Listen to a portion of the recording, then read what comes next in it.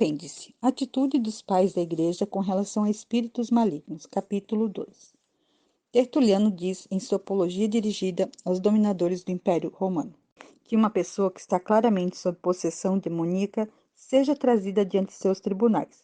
O espírito perverso, ordenado a falar por um seguidor de Cristo, tão prontamente fará confissão verdadeira de que ele é um demônio, quanto, em qualquer lugar, ele falsamente afirmou que é um Deus. Ou, se tu o farás que seja produzido um dos possuídos por Deus, como são supostos.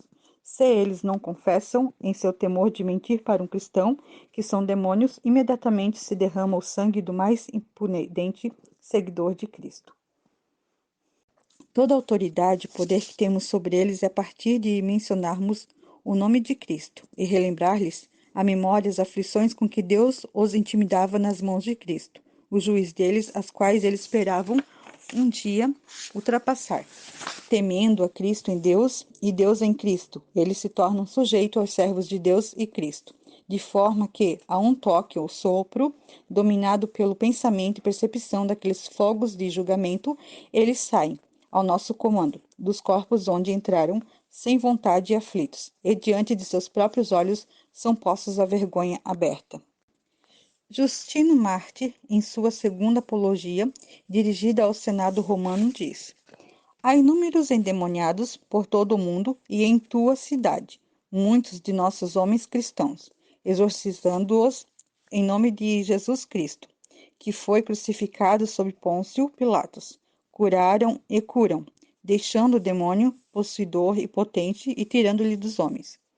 Apesar de os homens não poderem ser curados por todos os outros exorcistas ou por aqueles que usam encantos e drogas.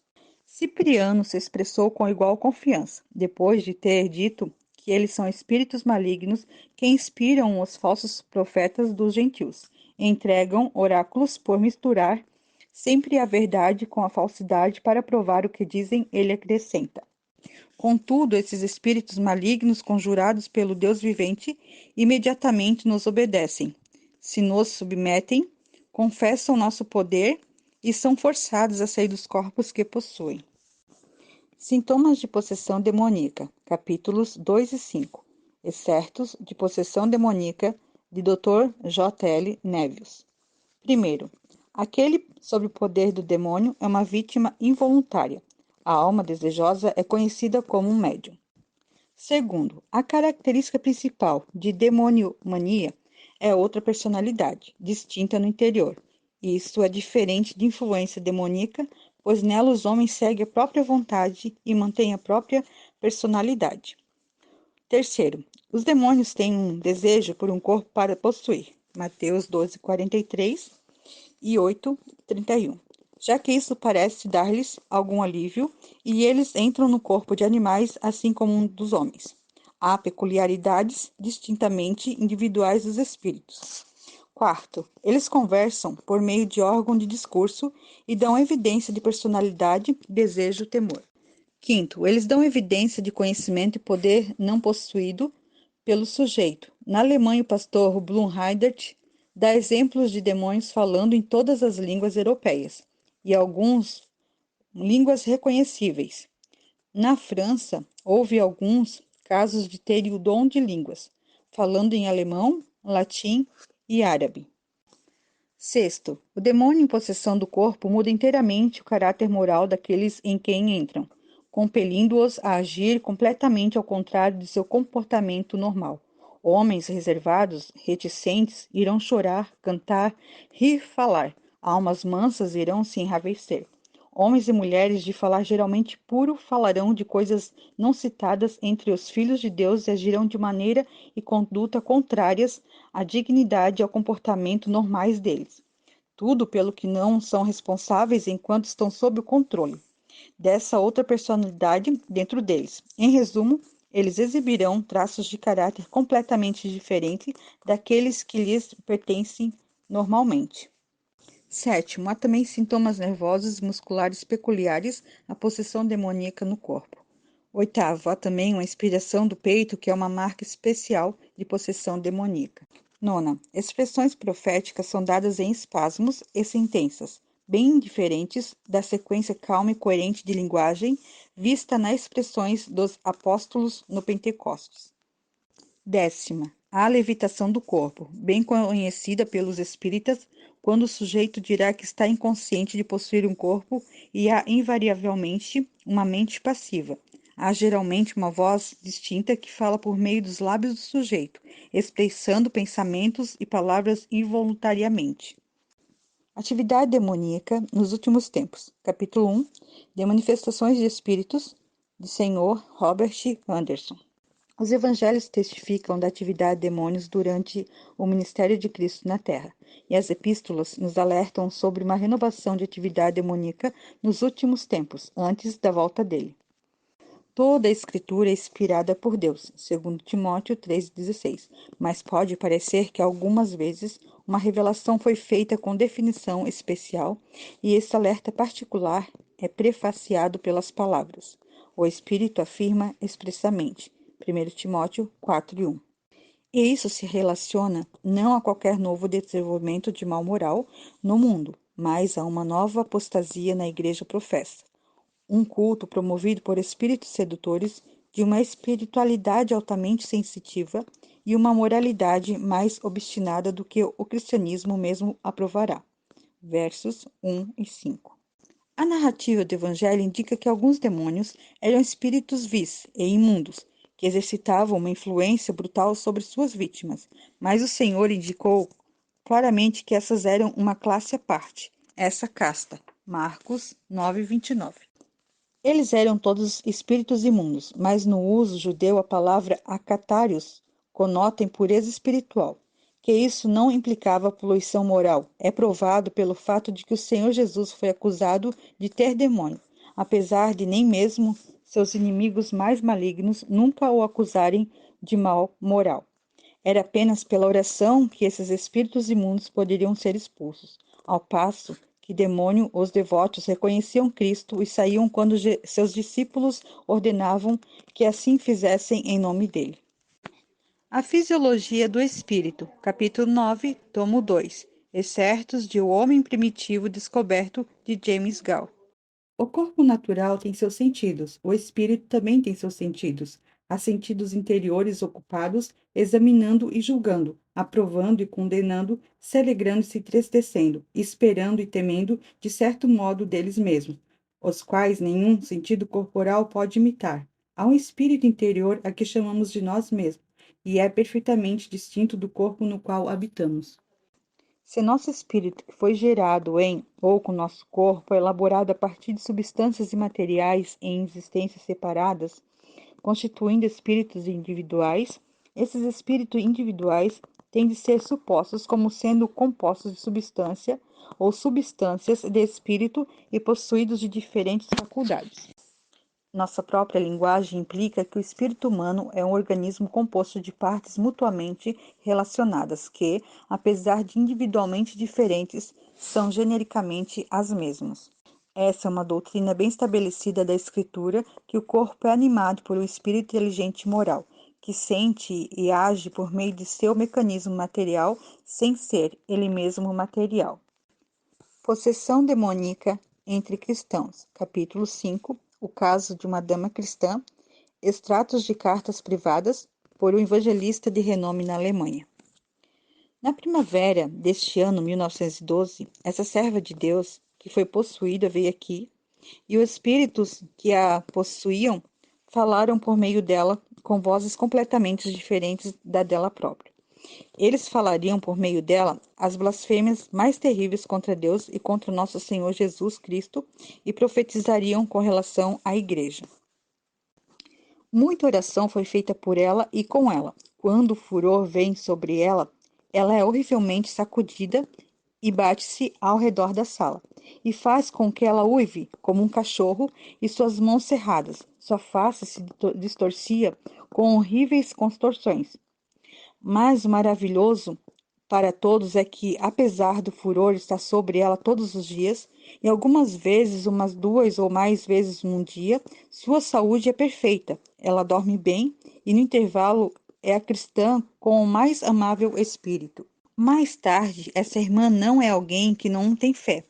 Ela está bem firmada na mesma fé e tem a mesma luz que nós temos. Mas temos aqui algo que tem a ver com um demônio, do tipo que nunca encontrei antes nem li a respeito. Seria também um erro se alguém pensasse que oração e ordens não estão sendo úteis, pois nessas últimas 3 semanas Deus tem feito grandes e gloriosas coisas, de forma que estamos cheios de adoração.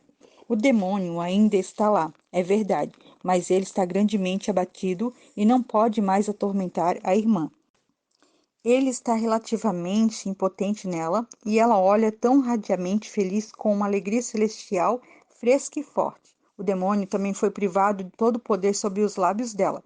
Em vez das blasfêmias, delírios, apenas um uivo desesperado e queixoso, o que dura todo o tempo que oramos. Mais tarde, faz aproximadamente 2 semanas que o demônio está em silêncio.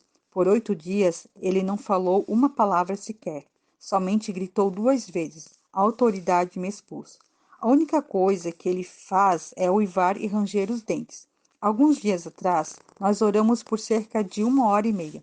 Dessa forma, isso continua agora por 10 ou 14 dias. Apenas esse clamor horrível, como se estivesse em grande temor. Não há qualquer blasfêmia nem maldição contra Deus. Não há mais declaração de ameaças. E todos os ditos de que ele não partiria, de que isso não o agradava, tudo isso cessou. Em vez de terríveis delírios e acessos de raiva, há agora o uivo desesperado, frequentemente um grito horrível, como se de temor. E a irmã está quase livre do demônio que a atormenta. O demônio deve ter recebido um terrível golpe de Deus, de forma que suas blasfêmias foram silenciadas. Foi assim na última noite, quando oramos, o clamor desesperado começou imediatamente e senti mais uma vez o impulso para ordenar ao demônio, em nome do Senhor Jesus, que saísse. Ele então deu um grande movimento brusco. Ele tremeu, uivou, estendeu as mãos, como se pedindo misericórdia, e nós implorando que não fizesse aquilo. Mas não foi permitido que ele falasse uma só palavra, mas seguiu uma reação forte e vômito, e isso se repetia sempre que eu ordenava no nome do Senhor Jesus que ele partisse. É claro que precisamos continuar orando tão seriamente. Mais uma vez, Deus fez tais grandes coisas, e se continuamos orando, o último golpe será dado. O demônio terá de partir. A senhora está agora totalmente liberta e foi capaz de retornar ao trabalho da missão. É afirmado claramente que suas faculdades mentais estavam intactas e ela era capaz de preparar todas as contas e balancetes da missão em que estava enganjada, não muito antes de os ataques se tornarem manifestos. Nesse livro, o reconhecimento por parte do demônio do poder e autoridade cedido àqueles que lhe ordenavam e outros espíritos que partiram é surpreendente. O espírito em possessão disse: ó, essa autoridade que eles reconheceram agora é algo terrível para o inferno. Suplicando por misericórdia em outro tempo, o espírito disse: pare com sua ordem. Por 3 semanas tenho sofrido tormentos insuportáveis por causa disso. Não diga para ninguém que temos de nos submeter à autoridade. Ó, essas orações de crente. Eles sempre oram, eles não têm mais medo. A obra de espíritos malignos em ajuntamentos cristãos. Primeiro, suposta convecção de pecado por espíritos enganadores. Capítulo 6. Reuni-me com um número de irmãos e irmãs por toda uma semana cada mês, em oração a Deus para que derramasse mais de seu espírito, dons e poder. Depois de ter feito isso por algum tempo com grande seriedade, tais manifestações poderosas e maravilhosas de Deus e de seu Espírito Santo aparentemente ocorreram. E não mais duvidamos de que Deus havia ouvido nossa oração e de que seu Espírito havia descido em nosso meio, em nosso ajuntamento. Entre outras coisas, esse espírito, que pensamos ser Espírito Santo, usou uma garota de 15 anos como seu instrumento, por meio de quem todos os que pertenciam ao nosso ajuntamento e tinham qualquer pecado ou peso de consciência tiveram isso revelado ao ajuntamento. Ninguém podia permanecer na reunião com qualquer peso de consciência sem ser revelado na reunião por esse espírito. Por exemplo, um senhor de estima e respeito da vizinhança Veio a reunião e todos os seus pecados foram expostos na presença de todo o juntamento pela menina de 15 anos. Logo após, ele me levou a uma sala adjacente, muito quebrantado, e admitiu para mim, com lágrimas, que havia cometido todos aqueles pecados que a garota havia exposto. Ele confessou isso e todos os outros pecados conhecidos por ele. Então veio novamente para a reunião, mas mal havia entrado, quando a mesma voz disse para ele: Ah, você ainda não confessou tudo. Você roubou 10 moedas, e isso você não confessou. Em consequência, ele me levou novamente para a sala de jacente e disse: É verdade, também fiz isso. Esse homem nunca havia visto essa menina em sua vida, nem ela o havia visto. Com tais eventos foi espantoso como um espírito de santo respeito veio sobre todos na reunião. E havia algo controlador que somente pode ser expresso nas palavras. Quem, quem dentre nós habitará com fogo devorador? Quem dentre nós habitará com chamas eternas? Isaías 33:14. O temor surpreendeu os hipócritas. Havia espírito muito sério de adoração. E quem poderia duvidar quando o mesmo forte era quebrantado? E ninguém se atrevia a permanecer na reunião caso fosse um impedimento. E contudo tínhamos de desmascarar esse espírito que tinha produzido essas coisas, e que tomamos como sendo o Espírito Santo, como um terrível poder das trevas. Eu tinha um espírito inquieto, desconfiança que não podia ser vencido. Quando tornei isso conhecido pela primeira vez a um irmão e amigo mais velho, ele disse: Irmão Seitz, se você continua a nutrir descrença, você pode cometer o pecado contra o Espírito Santo, o que nunca será perdoado. Aqueles foram dias e horas terríveis para mim, porque eu não sabia se tínhamos a ver com o poder de Deus ou com um espírito disfarçado de Satanás. E a única coisa que estava clara para mim, especificamente, é que eu e essa reunião não deveríamos deixar-nos ser guiados por um espírito quando não tínhamos luz clara e confirmação se esse poder era de cima ou de baixo. Por isso, levei os irmãos e irmãs da liderança para a sala do andar superior da casa e tornei conhecida a eles minha posição e disse que tínhamos todos de clamar e orar para que fôssemos capazes de provar se isso era um poder de luz ou de trevas.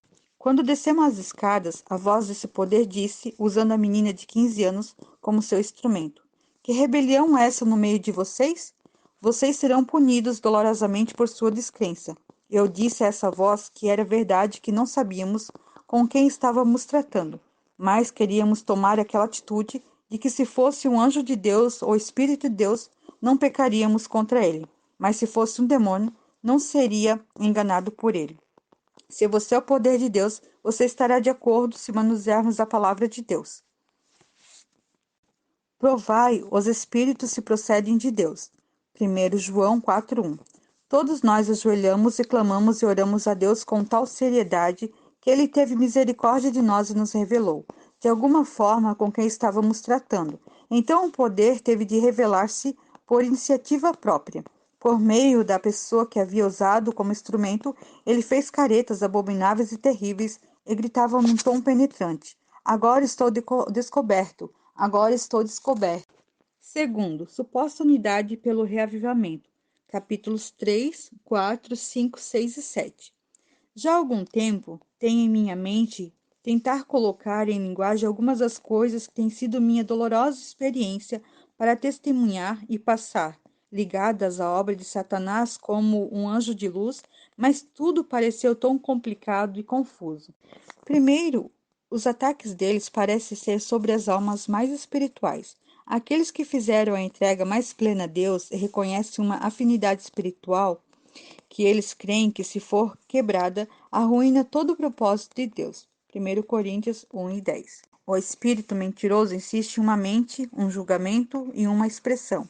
Essas almas assim unidas formam assim a chamada Assembleia e clamam o Salmo 89:7. Tudo é trazido para dentro da Assembleia para decisão, sendo a afirmação a de que nenhuma alma individual pode entender a mente do Senhor, baseado em Provérbios 11:14, 5:22 e 20:18. Foram gastas horas para se trazer diante do Senhor os menores detalhes da vida diária. O líder expunha cada questão pedindo que todo o poder fosse trazido à sua mente. A resposta era então dada por cada um em alguma palavra da Escritura. A atitude tomada para receber a suposta palavra do Senhor era resistência a qualquer pensamento ou razão e deixar a mente tornar-se um vazio perfeito. Se alguém se aventurasse a dar uma opinião ou qualquer julgamento, era rejeitado da comunhão. O fato dessa pessoa considerar era prova de vida na carne. A disciplina ministrada para tais foi de fato severa. A eles não era permitido falar a ninguém ou fazer qualquer tipo de trabalho. Em alguns casos, isso durou por semanas e até mesmo meses. O efeito sobre a mente foi terrível. O único caminho de volta foi fazer uma afirmação na Assembleia que lhe satisfez, de que havia arrependimento verdadeiro. Provérbios 21:4, Isaías 59:3 e Romanos 8:8 são as palavras dadas para não trabalhar. Qualquer outra oração e leitura da palavra é tida como aumentando o pecado. Consequentemente, a alma é calada em tormento e desespero, sendo excluída de todas as reuniões. Segundo, a manifestação do Espírito em profecia, oração e angústia. Uma pessoa frequentemente oraria por uma, e algumas vezes 2 horas sem uma pausa. Mensagens também poderiam durar por 2 horas e toda a reunião por 8 ou 9 horas. Qualquer que se sujeitasse a dormir ou exaustão era imediatamente considerado na carne e um obstáculo para a reunião. A angústia era manifestada pelas lágrimas, gemidos e contorção do corpo. E com alguns, isso era exatamente como ataques histéricos e poderia durar por horas. Isso era grandemente corajado como sendo o meio pelo qual Deus trabalharia para a libertação de almas. E aqueles que não chegavam a essa manifestação eram julgados como preservadores da própria vida, não almejando deixar ir, amantes de si mesmo, e se cria que quando todo o grupo estava unido, sob a assim chamada manifestação do Espírito, então Deus avançaria um reavivamento. Eu poderia dizer aqui que tudo isso começou com uma reunião de oração noturna pelo reavivamento, sem limite quanto ao tempo. O temor paralisante de resistir a Deus por qualquer falta de submissão, evitar a cruz por uma indisposição para sofrer influência alma, e ela não se atreve a se sujeitar a um pensamento contrário à mente de Cristo na Assembleia. 3. Suposta manifestações do Espírito, capítulo 5, de um livro recentemente publicado considerado como contendo as próprias palavras do Senhor Jesus, ditas por meio de alguns de seus filhos, escritas como faladas na primeira pessoa. O seguinte extrato breve é tomado, mostrando o extrato de controle mediúnico por espíritos enganadores, os quais alguns creem que sejam a obra do Espírito Santo.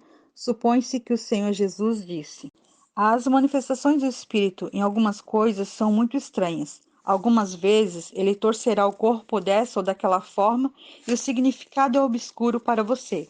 Quero que você conheça algumas coisas sobre essa parte da obra do Espírito. Quero que você veja que elas não são inúteis. Se você tivesse falado em sua própria língua quando o Espírito entrou, isso lhe teria abençoado graciosamente. Mas talvez você tivesse pensado que era você mesmo, como muitos. Assim, o Espírito entra e fala numa língua desconhecida para que você saiba que não era você falando. Suas mãos ele frequentemente levantava e novamente ele levantava seus dedos de várias formas. Seus olhos abrem e fecham pelo Espírito agora, como não faziam antes. Sua cabeça foi sacudida pelo Espírito e você não sabe por que ele fez isso. Você pensou algumas vezes que era apenas para mostrar que ele estava vivendo lá e que era verdade. Mas há mais ali do que isso. E ele lhe mostrara, tanto quanto puder, em poucas palavras, o que são algumas dessas coisas. Algumas coisas nas manifestações são muito peculiares a você. Você se foi considerando sobre elas. Não pense que é estranho que o Espírito trabalhe em você de diferentes formas. Sua obra é mais do que uma obra dupla, é múltipla. Isso está embaraçando muitas mentes. Eles veem o Espírito sacudindo. Eles o ouvem cantando. Eles o sentem rindo. E algumas vezes são provados com suas várias contorções sacudidas, como se ele fosse rasgá-los em pedaços. Algumas vezes ele está imitando animais em vários sons e efeitos. Esse tem sido todo o mistério para os santos. Sua obra, eu afirmo, é múltipla. Ele busca em alguns mostrar-lhes que eles são todos um com os outros e toda a criação.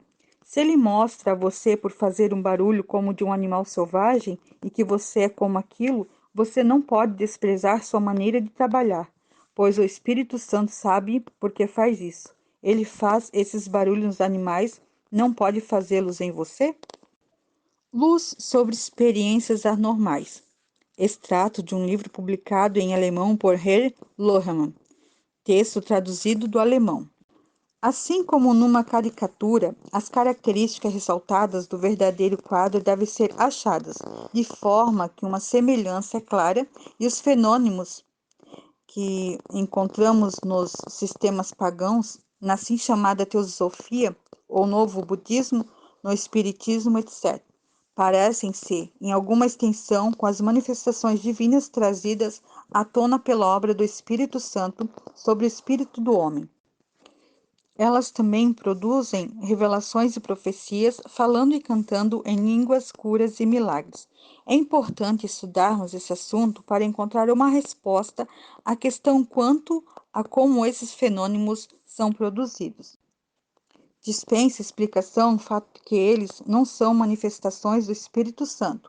As investigações numerosas e exatas que estão sendo feitas em nosso dia sobre o assunto estão nos dando discernimento crescente sobre a esfera trevosa. Poderes e possibilidades têm sido descobertos no homem, o que até agora tem sido totalmente inesperado. Eles são designados poderes subliminares e falamos de subconsciência. Que ocorrências físicas acompanham esses fenômenos? Os centros nervosos mais baixos, o sistema ganglionar ou nervos vegetativos, como são chamados, que tem seu lugar principal na região ao redor da cavidade do estômago, são estimulados à atividade crescente. Ao mesmo tempo, a região central do sistema nervoso mais elevado, o sistema cerebral, que no estado normal das coisas está entre a percepção e a ação consciente, se torna paralisada. Há uma reversão da ordem natural. Os nervos mais baixos adquirem a tarefa dos mais elevados, um tipo de compensação. Esse estado de coisas chega a acontecer negativamente, pelo órgão mais elevado perdendo sua supremacia natural sobre a pressão de doença artificialmente pelo pitonismo, autossugestão, etc., e positivamente pelos nervos mais baixos sendo, de alguma forma, estimulados artificialmente para atividade crescente, onde eles obtêm o controle. Esses nervos, então, exibem capacidade que nossos órgãos comuns dos sentidos não possuem. Eles recebem impressões a partir de uma esfera normalmente fechada para nós, tais como clarividência, pressentimentos, profecia, falar em línguas, etc. O adivinhador muçulmano de Shalad de Rumi descreve o estado de transe como se segue: meus olhos são fechados e meu coração está no portão aberto. Ana Catarina Emmerich. Disse 1774-1824. Vejo a luz não com meus olhos, mas é como se visse com meu coração, com os nervos que têm seu lugar na cavidade do estômago. Aquilo que está, na verdade, ao meu redor, vejo de modo turvo, com meus olhos, como alguém sedado e começando a sonhar. Minha segunda visão me atrai forçosamente e é mais clara que minha visão natural, mas não ocorre por meio dos meus olhos. Quando, no estado de sonambulismo, o sentido interior aumentado em atividade, entende as coisas exteriores tão claramente, mais assim do que quando despertado, momento em que ele reconhece objetos tangíveis com os olhos fechados com força e absolutamente incapazes de ver tão bem como pela visão. Isso ocorre de acordo com a declaração unânime de todos os sonâmbulos, por meio da cavidade do estômago, isso é, por meio dos nervos que têm seu lugar nessa região. E é a partir dessa parte que os nervos são colocados em ação, os quais movem os órgãos de discurso, ao falar em línguas. Inúmeros casos de falsas atividades místicas exibem, por todos os séculos da história da Igreja, as mesmas características, sendo a subconsciência sempre um meio de tal percepção e funções. Eles são mórbidos, vindo sob a vestimenta de manifestações divinas para levar almas a se desviarem. Agora, é muito significativo que, de acordo com as afirmações dos líderes, isso é uma atividade da subconsciência que encontramos no movimento pentecostal, assim chamado. Lemos o seguinte numa reportagem de uma conferência pentecostal internacional. Na terça-feira, um pastor introduziu uma discussão. O tópico principal era a obra da mente subconsciente em mensagens e profecia. Muita confusão prevaleceu concernente à relação de nossa consciência com nossa subconsciência. A terminologia bíblica foi preferível, 1 Coríntios 14, 14 e 15, trecho em que lhes dado ao Coríntios, foi falado de mente e de espírito. Quando Cristo vive em nós, ele está em nosso coração e no coração há duas salas. Numa delas vive a consciência, e por meio da consciência posso conhecer que Cristo vive em mim. E outra, a subconsciência, e lá Cristo vive também. Vemos em 1 Coríntios 14, 14. Porque, se eu orar em outra língua, o meu espírito ora de fato, mas a minha mente fica infrutífera. Note a expressão meu espírito, minha mente subconsciente, e também a expressão minha mente, isto é, quando meu espírito ora em línguas, minha mente subconsciente ora. Na declaração da segunda conferência pentecostal Mulheim, de 15 de setembro de 1909, lemos: em 1 Coríntios 14, 14, tradução de Lutero, Paulo faz uma distinção entre o entendimento e o espírito do homem. Pela palavra entendimento, ele quer significar o consciente, e pela palavra espírito, o inconsciente. A vida espiritual, a vida do homem. Nessa vida espiritual inconsciente, na linguagem moderna também chamada subconsciente, Deus colocou o dom de falar em línguas e de profecia. De acordo com isso, a vida espiritual do crente é sinônima da subconsciência do sonambulismo. E quanto mais altamente desenvolvida essa subconsciência, e é em qualquer indivíduo, mais altamente desenvolvida será a vida espiritual deles.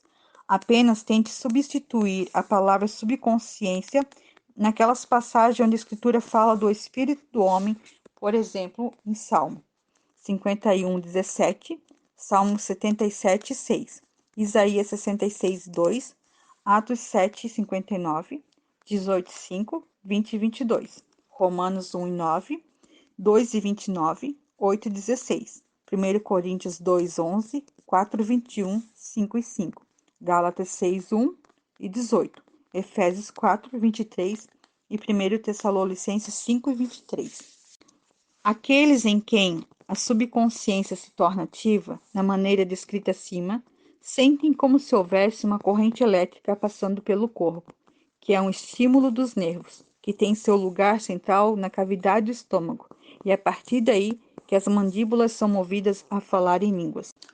Um dos líderes do movimento pentecostal, ao descrever o processo desse assim chamado batismo do Espírito no corpo, fez uso de comparação singular, dizendo que, para ele, é como se houvesse no corpo uma garrafa invertida. A semelhança era incompreensível para mim, mas essa maneira de expressar-se foi iluminada da forma mais notável quando encontrei a expressão quase idêntica usada por um adivinhador muçulmano. Kilwikil Beg, um discípulo de Mollah Shah, estava recebendo instrução de seu mestre quanto a como poderia chegar ao estado estático. Ele disse: depois dele haver fechado meus olhos, vi algo em meu ser interior parecido com um copo caído. Quando esse objeto foi colocado para cima, um sentimento de felicidade ilimitada encheu meu ser. Esse sentimento de felicidade é outro traço característico desse tipo de ocorrências. Pelo estímulo do sistema nervoso mais baixo, um sentimento de intenso êxtase é regularmente produzido. Primeiro encontramos, usualmente em conexão com isso, a contração involuntária dos músculos e o movimento dos membros, em consequência da inversão não natural do sistema nervoso. Pastor Paul disse novamente: se alguém deve profetizar da forma como aprendi agora, Deus tem de ser capaz de mover a boca daquele que profetiza como ele antigamente moveu a boca da mula de Balaão. A mula não entendeu nada das palavras que falou, apenas disse o que era para dizer. Há um perigo em expressar coisas que entendemos. É tão fácil algo se misturar aos pensamentos de alguém, então expressar o que ele pensa. Isso ocorre sem a menor intenção. Essa é a razão pela qual Deus treina seus profetas ao preparar que o Espírito lhe dá para que falem exatamente assim. Falar em línguas estranhas é uma escola preliminar boa. Lá, alguém aprende a falar do modo como a boca é movida. Ele fala sem saber o que está dizendo, simplesmente seguindo a posição da boca. Assim também na profecia. Lá também, alguém fala levado pela posição da boca. Falar em línguas e profetizar estão sob o mesmo princípio. É evidente que nesses fenômenos temos o oposto exato do que as Escrituras entendem pela comunicação do Espírito. Quando o Espírito de Deus toma possessão do espírito do homem, ele é trazido de volta a uma condição normal. O Espírito adquire a plena autoridade que lhe foi dada pelo Criador sobre os poderes da alma e por meio da alma sobre o corpo. A vida pessoal consciente está uma vez mais completamente sob a autoridade do Espírito. A dependência de Deus, a qual o homem buscou quebrar, em sua mania de exaltar-se por estabelecer sua razão, suas emoções ou a carne sobre o trono, é novamente restaurada. O Espírito de Deus pode exercitar, uma vez mais, seu poder controlador e despertador. Os efeitos da carne são levados à morte pelo Espírito, os poderes dos dons do Espírito são desenvolvidos. O homem se torna espiritual, cheio do Espírito Santo. Nota da Sra. Penn Lewis. A luz dada por Henry Lohmann abrirá os olhos de muitos crentes perplexos.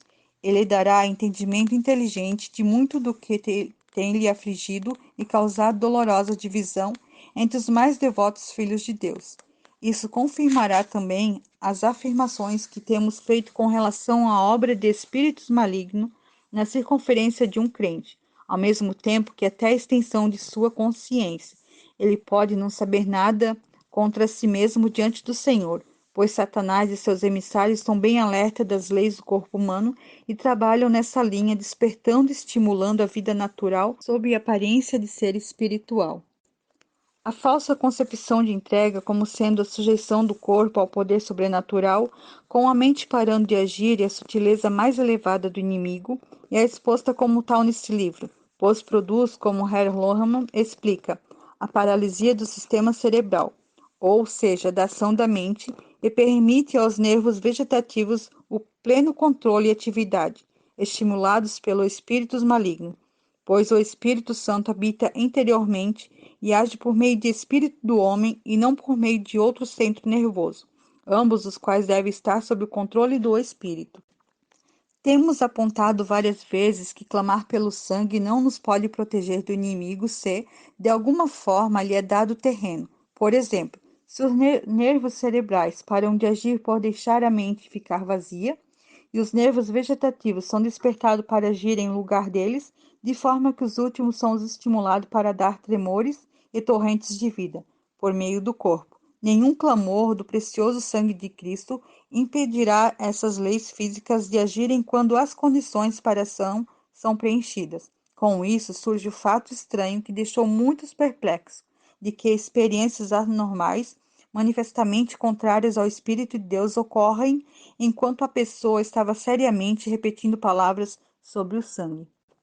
Além do mais, estímulo dos nervos vegetativos para tal atividade normal de correntes de vida aparecerem para ser derramadas por todo o corpo, com o inimigo sugerindo ao mesmo tempo isso é divino, amortece a mente e a deixa inerte para agir. Causa um desejo por mais vida divina. Naquele que recebe leva ao perigo de ministração disso a outros. E tudo o que segue conforme esse caminho é seguido em honesta fé e confiança de ser especialmente avançado na vida de Deus. Se qualquer que ler isso descobrir seu próprio caso descrito, que agradeça a Deus pelo conhecimento da verdade e simplesmente rejeite, por uma atitude da vontade, tudo que não é de Deus, consista em confiar em Deus em sua palavra sem quaisquer experiências, e permaneçam em Romanos 6 e 11, com Tiago 4 e 7, com respeito ao adversário, pelo Espírito da Verdade. João 16:13. Como demônios atacam crentes avançados. Extratos de um artigo escrito como contribuição a um jornal americano. Não sabemos o nome do escritor. Primeiro, a manifestação do poder dos demônios. A ação de demônios é sempre trazida mais notavelmente à atenção em proporção à manifestação e poder da obra de Deus entre as almas. Quando o Filho de Deus foi manifesto na carne, isso fez surgir a atividade e ação abertas de demônios mais do que nunca antes. Segundo, vários tipos de demônios. Os demônios são de variedades múltiplas. Eles são de vários tipos, maior em diversidade do que os seres humanos. E esses demônios sempre buscam possuir uma pessoa análoga a eles em algumas características. A Bíblia nos fala de demônios impuros, com astúcia, e de demônios adivinhadores, de insanidade, de bebedice, de gula, de ociosidade, de operação de maravilhas ou milagres, de demônios tirânicos, de demônios teológicos e de demônios que berram e gritam. Há demônios que agem mais particularmente no corpo ou em alguns órgãos ou apetite do corpo. Há outros que agem mais diretamente sobre o intelecto ou sobre as sensibilidades, emoções e afeições. Há outros de uma ordem mais elevada que agem diretamente na natureza espiritual do homem, sobre a consciência ou as percepções espirituais. Há aqueles que agem como anjo de luz e desviam e iludem muitos que são cristãos genuínos. Terceiro, como os demônios se fortificam em seres humanos. Eles buscam aqueles cuja constituição e temperamento são mais agradáveis a eles mesmos, e então buscam se fortificar em alguma parte do corpo ou do cérebro, ou em algum apetite, ou em alguma faculdade da mente, tanto da razão como da imaginação ou da percepção. E quando têm acesso, eles se enterram na própria estrutura da pessoa, de forma a se identificar com a personalidade daquele que possuem. Em muitos exemplos, eles não obtêm possessão do indivíduo, mas obtêm tal influência em alguma parte da mente que atormentam a pessoa com ataques periódicos de algo estranho e anormal, completamente desproporcional com o caráter geral e a constituição do indivíduo. Quarto, objetivo de demônios ao buscar seres humanos. Esses demônios alimentam-se na pessoa com quem estão aliados. Há alusões na escritura e fatos reunidos a partir da experiência suficiente para provar que certa variedade de demônios vivem na essência do sangue humano. Quinto, os tipos de demônios que atacam cristãos avançados. Há demônios religiosos, não santos, mais religiosos e cheios com uma forma malévola de religião que é a falsificação da verdade, da espiritualidade profunda. Esses demônios pseudo-religiosos atacam muito raramente jovens iniciantes, mas pairam ao redor de pessoas que avançam em experiências mais profundas e buscam toda oportunidade para se fortificarem sobre a consciência ou sobre as emoções espirituais de pessoas em estágios elevados de graça, especialmente se essas são de temperamento vivido e energético. Esses são os demônios que lançam destruição entre muitos mestres da santidade. Uma maneira pela qual eles influenciam pessoas é a seguinte: uma alma passa por uma grande luta e é maravilhosamente abençoada. Correntes de luz e emoção varrem seu ser. As linhas de apoio comum são todas cortadas. A alma é lançada num mar de experiências extravagantes. Nesse ponto, os demônios param ao redor da alma e fazem sugestões estranhas à mente de algo diferente, ou estranho, ou contrário ao sentido comum ou ao gosto decente. Eles fazem essas sugestões sobre a profissão de ser o Espírito Santo. Eles sopram as emoções e produzem um regozijo estranho, falsificado, que é simplesmente a isca deles para entrar em algumas faculdades da alma. Sexto, alguns exemplos de como demônios tomam posse de cristãos cheios do Espírito. Uma mulher muito santa e útil diz que, logo após receber o batismo do Espírito Santo, veio até ela, certa noite na igreja, um impulso selvagem e anormal para jogar o inário no pregador e correr pela igreja gritando. Isso tomou todo o poder de vontade dela para impedir sua mão de jogar aquele inário, mas ela tinha o bom senso para saber que o Espírito Santo não era o autor de tal sugestão. Se ela tivesse sujeitado aquele sentimento, isso teria dado ao demônio fanático admissão à natureza emocional dela e arruinado a vida dela na obra. Ela é uma pessoa que conhece as demonstrações poderosas do Espírito Santo e entende Deus suficientemente para saber que ele não é a fonte da conduta selvagem e indecente. Outra pessoa disse que sentia como se estivesse rolando no chão e gemendo e puxando as cadeiras ao redor, mas percebeu distintamente que o impulso de fazer assim tinha algo de selvagem e um toque de autoexibição contrária à delicadeza e doçura de Jesus. E tão rápido quanto viu que era um ataque de um espírito falso, ele foi libertado. Mas outro homem teve o mesmo impulso e caiu gemendo e urrando, batendo no chão com as mãos e pés. E o demônio entrou nele como um anjo de luz e o levou a pensar que sua conduta era do Espírito Santo. E isso se tornou um hábito regular nas reuniões em que ele estava presente, até arruinar toda a reunião religiosa em que estivesse. Sétimo, o tipo mais perigoso de demônios. Requer grande humildade provar esses espíritos e detectar os falsos. Outros demônios que existem são aqueles pseudo-devotos que pairam nas atitudes elevadas da vida espiritual, como águias ao redor do topo de grandes montanhas e buscam fortificar suas garras sobre as presas eminentes e notáveis. Esses são os demônios de orgulho espiritual, de ambição espiritual, de visão profética falsa, de iluminações deformadas e absurdas, de ideias selvagens e imaginárias. Esses são os demônios que voam sobre as regiões iluminadas pelo sol da terra de Canaã e atacam muito raramente, mas somente os crentes avançados. Oitavo, alguns efeitos da influência de demônios. Os efeitos de ser influenciado por esse tipo de demônios são múltiplos e claramente legíveis por uma mente bem equilibrada. Eles levam as pessoas a fugir para dentro de coisas que são estranhas e tolas, irracionais e indecentes. Isso os leva a adotar uma voz ou um som peculiar, ou grito não natural, ou algum sacudido ao corpo, ou tal influência manifestada pelas heresias peculiares na mente, das quais há uma variedade desconhecida.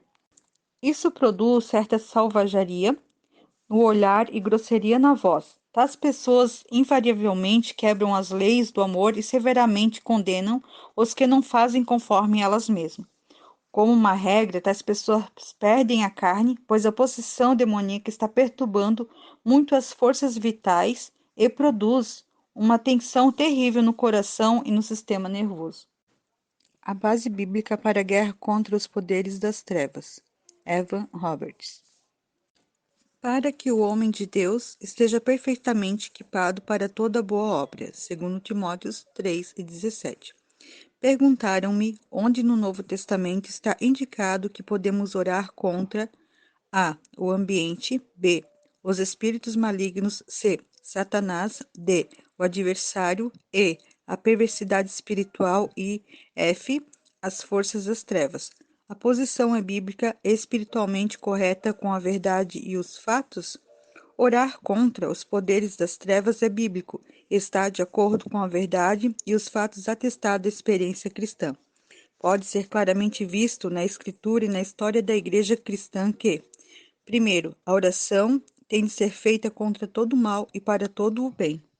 Segundo, Deus precisa de cooperação da sua Igreja para realizar a destruição do pecado e de Satanás.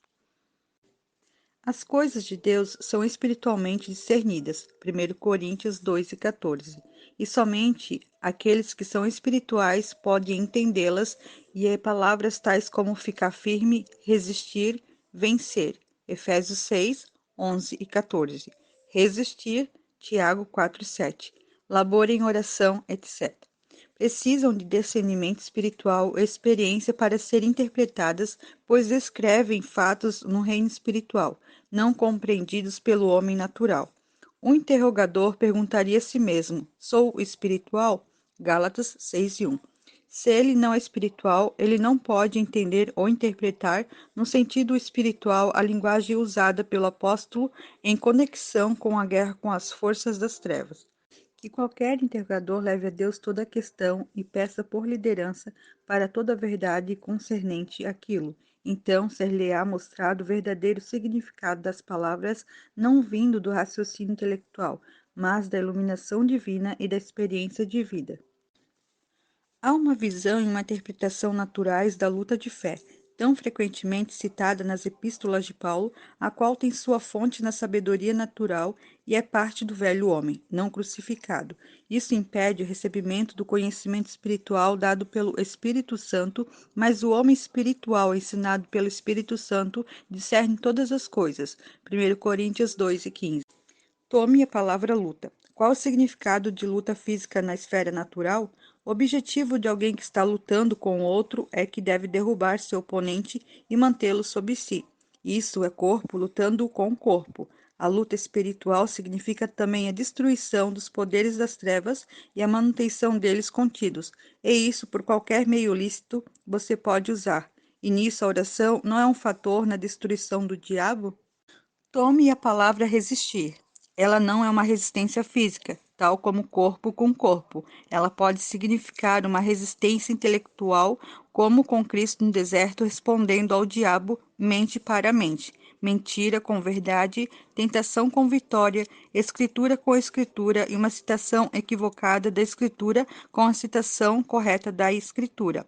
A resistência pode também ser pela mente em defesa do corpo, como foi o caso com Cristo na primeira tentação do diabo, quando o tentador disse: torna essas pedras em pão e satisfaz assim tua necessidade física. E Jesus respondeu: está escrito.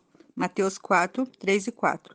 Há também uma resistência pelo espírito, não contra a força física nem contra pensamentos expressos, mas puramente contra a força espiritual maligna.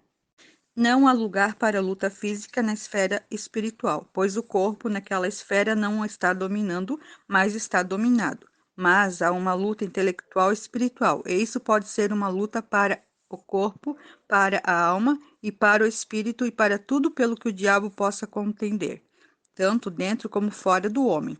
O espírito e a mente do homem têm de cooperar em resistência contra o diabo para a proteção do corpo, de forma que o corpo não leve o homem ao pecado.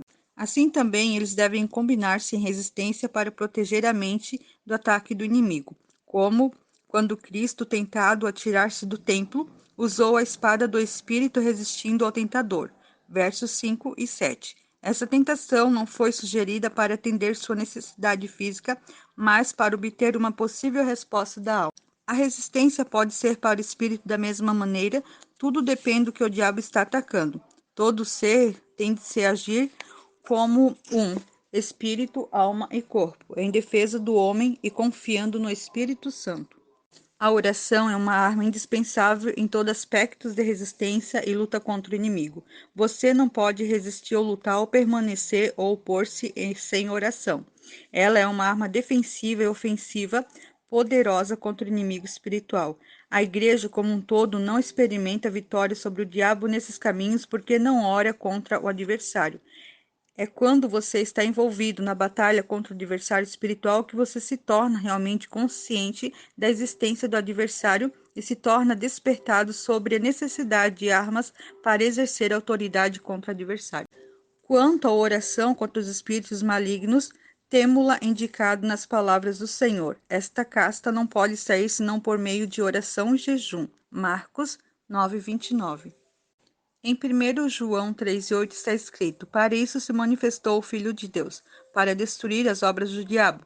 Mas como ele destruirá ou destrói, e como ele destruiu as obras do diabo, todas elas já foram destruídas? Alguma já foi destruída? Há alguma ainda a ser destruída? Deus precisa de cooperação da sua igreja para realizar a destruição do pecado de Satanás, assim como Deus precisou da cooperação de Israel em seu tratamento com os cananitas. Cristo disse: primeiro amarra o homem valente, Mateus 12:29. Isso envolve oração contra o homem valente. Como ocorre se amarrar o que é que amarra a não ser a oração? Ao dizer que o inimigo não é amarrado, quando você clama vitória no nome de Jesus, você admite uma mentira de Satanás, pois Deus não lhe diria isso. Não confunda fé e fato. Quando você proclama a vitória, o diabo é amarrado pela fé, mas você tem de deixar Deus ter seu tempo para tornar isso um fato. Se você segue as aparências, admite as obras do adversário como fatos em vez de afirmações de Deus em sua palavra.